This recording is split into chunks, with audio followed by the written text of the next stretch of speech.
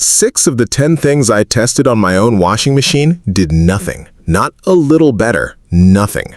I ran the same load of gym towels through a machine that smelled like a wet gym bag, used the product exactly how the label told me to, and pulled out towels that smelled like the same wet gym bag with a thin layer of fake lavender on top.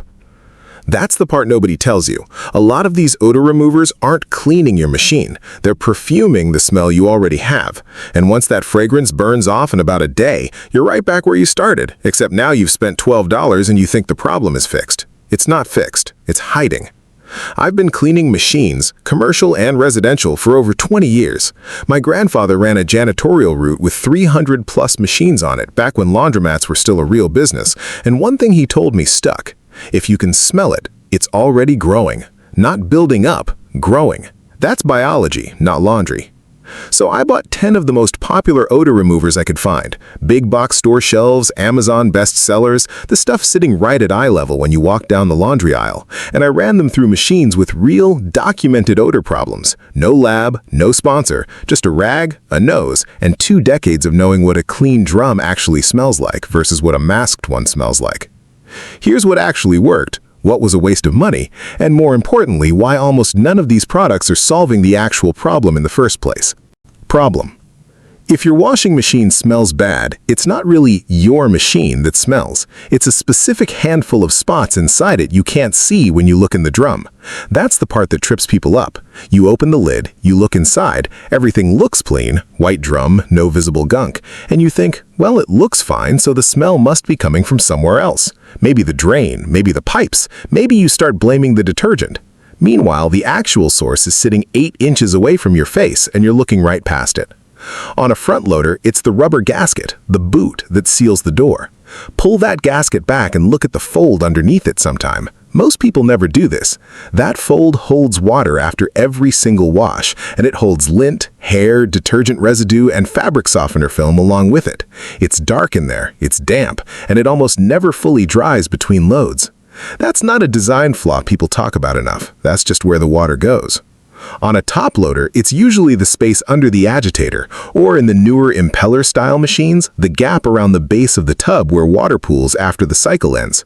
You can't see it without pulling something apart, so people just don't. The reason nobody notices until it's bad is simple. The smell doesn't show up while the machine's running. Water's moving, detergent's foaming, everything smells like detergent because you're standing right next to a machine full of soap. It's only later, when you pull a towel out 12 hours after the cycle ended, that you catch that sour, mildewy note. By then, most people blame the towel, rewash it, and never trace it back to the machine itself. That's how this problem sits for months, sometimes years, before someone finally looks for a fix. Why it happens. Here's the actual mechanism, not the simplified version you read on a blog. Modern washing machines, especially high-efficiency ones, front-load or top-load, use way less water than machines did 20 years ago. That's good for your water bill. It's bad for rinsing. Less water means less flow to fully flush residue out of every fold, seam, and crevice inside the machine. Detergent film, fabric softener, body oils from clothes, dead skin cells, all of it gets a partial rinse instead of a full flush. And what doesn't rinse away sits there as a thin film. That film is food. I mean that literally. It's organic material, and organic material sitting in a dark, damp, warm environment is exactly what mold and bacteria need to grow. Your washing machine, especially the gasket area on a front loader, checks every box: moisture, warmth from the motor and the water itself, darkness, and a steady food supply from every load you run. It's basically a greenhouse for biofilm. Biofilm is the technical word for what's actually causing that smell. It's not just mold, it's a colony of bacteria and mold cells layered together, clinging to a surface, protected by a slimy layer they produce themselves. That slime layer is why spraying something in there and wiping it once doesn't work.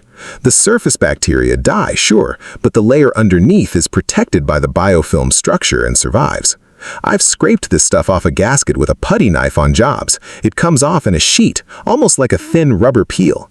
That's not detergent buildup. That's a living colony that's been growing undisturbed for months. Cold water washing makes this worse, and I get why people do it. It saves energy, and most modern detergents claim to work fine in cold water. They do for cleaning clothes, but cold water doesn't do anything to knock back that biofilm layer. Heat is one of the only things that disrupts it consistently. So if you've been running every load on cold for the last year and you've never run a hot, empty maintenance cycle, you've basically been feeding the colony without ever interrupting it. And here's the rehook, because this next part is the piece almost everyone skips. Closing the washer door right after the cycle ends. I get why people do it. It looks tidier, keeps the laundry room looking clean, keeps pets and kids out of it. But a sealed, dark, humid drum with no airflow is the single best thing you can do to help that biofilm along. It's the step people always skip, and it's the one that matters most. Common mistakes. Mistake 1. Spraying bleach directly on the gasket and calling it done. Bleach does kill surface mold on contact. I'm not going to pretend otherwise. But bleach doesn't penetrate that biofilm layer the way people assume it does. And if you're not pulling the gasket back to get underneath the fold where the water actually pools, you're bleaching the surface you can see and leaving the colony underneath completely untouched. Worse, bleach breaks down rubber gaskets over time with repeated exposure, so people doing this every week are slowly degrading the seal that's supposed to keep water in the machine.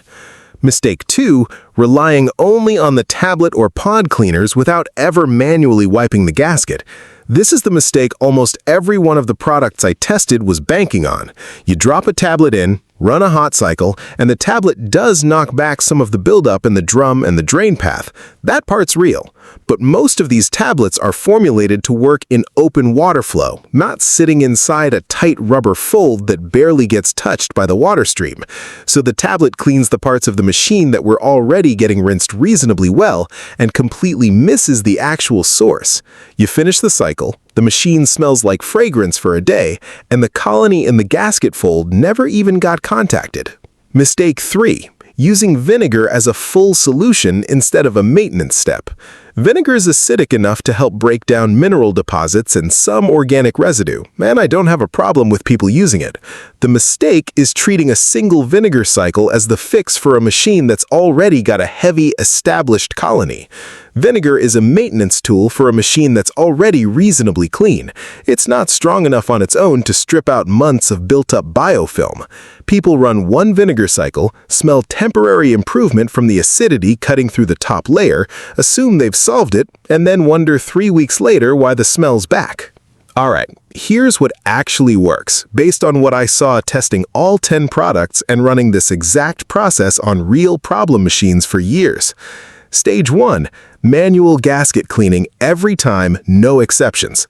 Before you use any product, pull the rubber gasket back by hand, all the way around, working in sections, and physically wipe out that fold with a rag. You will find water, lint, hair, and often visible black or pink buildup in there.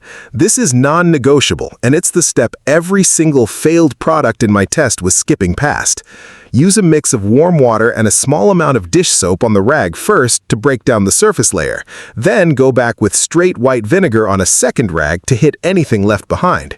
Get into every fold. There are usually 4 to 6 low points around that gasket where water collects, and each one needs individual attention. This takes about 8 to 10 minutes if you've never done it before, closer to 3 once it's part of your routine.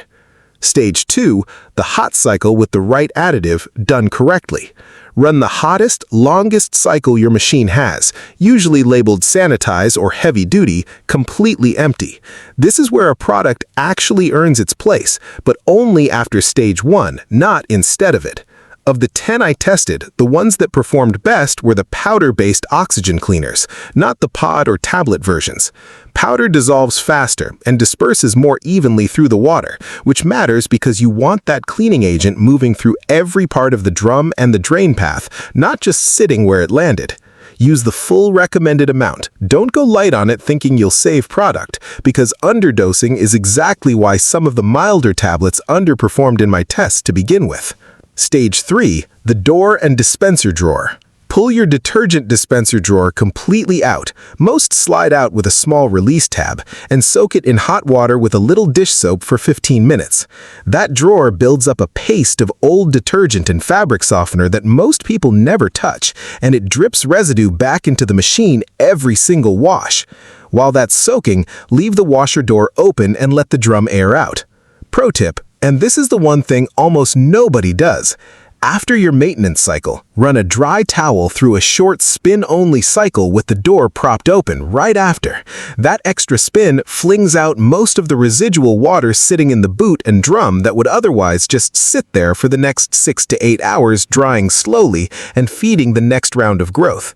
My grandfather used to call it spinning it dry before you walk away, and it's a 30-second step that cuts down how much moisture is left behind by a noticeable amount. Stage 4. Prevention going forward. Leave the door cracked after every load, not wide open, just enough for airflow. Wipe the gasket fold dry with a rag once a week. This takes under a minute and prevents the buildup from ever reaching the level where you need a deep clean again. And run that hot maintenance cycle monthly, not just when you notice a smell, because by the time you notice it, the colony's already established. Here's the rehook again because it matters. None of the 10 products I tested were bad products in a vacuum. Most of them do exactly what they claim on a machine that's already being maintained. The failure wasn't the product, it was people using the product as a replacement for the physical cleaning step instead of a supplement to it. That's the gap between a $12 tablet and an actual fix. That's the real breakdown, not which box on the shelf has the prettiest label, but what's actually causing the smell and what it takes to get rid of it for good. If you walk away with one thing, let it be this: wipe that gasket by hand before you trust any product to do the rest. If this helped, subscribing means a lot. I put these tests together the same way I've handled real jobs for 20 years. No guessing, no sponsor telling me what to say. I genuinely like to know what's going on with your machine, so drop a comment with whatever cleaning problem's been bugging you the most. If it's common enough, it might be the next thing I test. And if your dryer's been leaving a musty smell on clothes even after they come out of a clean washer, that's a separate problem with a separate cause. I've got a full breakdown on that one linked right here, worth watching next if that sounds familiar.